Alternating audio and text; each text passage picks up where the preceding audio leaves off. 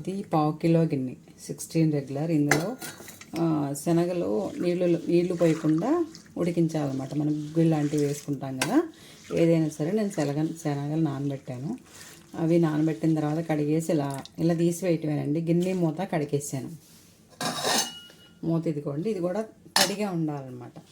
నీళ్లు పోయకుండా గుగ్గిళ్ళు ఎలా ఉడికించాలో ఇందులో చూపిస్తాను. గుగ్గిళ్ళని జస్ట్ నీళ్ళలోంచి ఇలా తీసివేయటమే, నీళ్లు పోయొద్దనమాట. నీళ్ళు పోస్తే ఏమవుతుందంటే ఆ విటమిన్స్ అన్నీ వాటర్ లాగేసుకుంటాయి. అందుకని వాటర్ లేకుండా మనకి ఉడికించటం. మన పాత్రలో అయితే నీళ్ళు పోయాల్సిందే, ఇందులో అవసరం లేదనమాట. మనకి వీటితో వచ్చే డ్రాప్సే సరిపోతాయి. ఇలా ఉడికించేటప్పుడు కూడా సగానికంటే ఎక్కువ ఉండాలండి.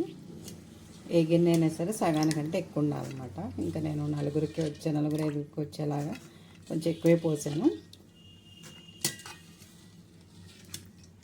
చూసారు కదా, అంతేనండి. ఇది కూడా మన చిన్న స్టవ్ మీద పెట్టుకోవాలండి. హీట్ అనేది ఎక్కువ, చిన్న గిన్నె కదా, చిన్న బర్నర్ మీద సిమ్లో ఉండాలన్నమాట.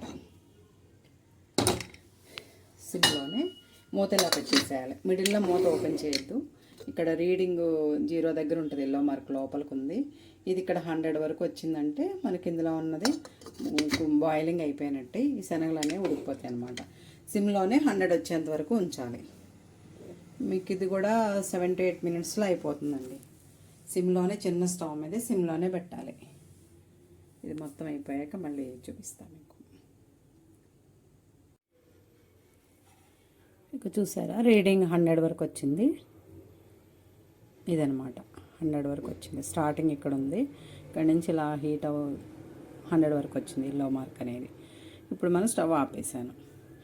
వెంటనే తీయొద్దండి. ఒక 2-3 మినిట్స్ అయ్యాక మూత ఓపెన్ చేస్తాం. ఇంకా ఆవిరికి కూడా ఇంకా బాయిల్ అవుతుంది అనమాట. 3 మినిట్స్ అయిందండి, ఓపెన్ చేస్తున్నాను. మూత కూడా ఇలా పెట్టుకోవచ్చండి. చూడండి, ఇప్పుడు గింజ ఇలా పట్టుకుని చూపిస్తాను మీకు.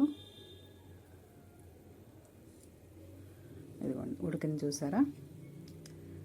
మనకు టేస్ట్ కూడా చాలా బాగుంటుంది అనమాట. ఇట్లా మనం వాటర్ లేకుండా మన అన్ని రకాల కూరగాయలు ఇవేంటి గుగ్గిళ్ళు ఏవైనా సరే, పెసలు బొబ్బర్లు ఏవైనా ఇలా ఉడికించుకోవచ్చు అనమాట. ఇలా అయినా తినేయచ్చు. మనకు సాల్ట్ కూడా అవసరం లేదండి, ఇలా కూడా తినేయచ్చు అనమాట. చాలా బాగుంటుంది అట్లా.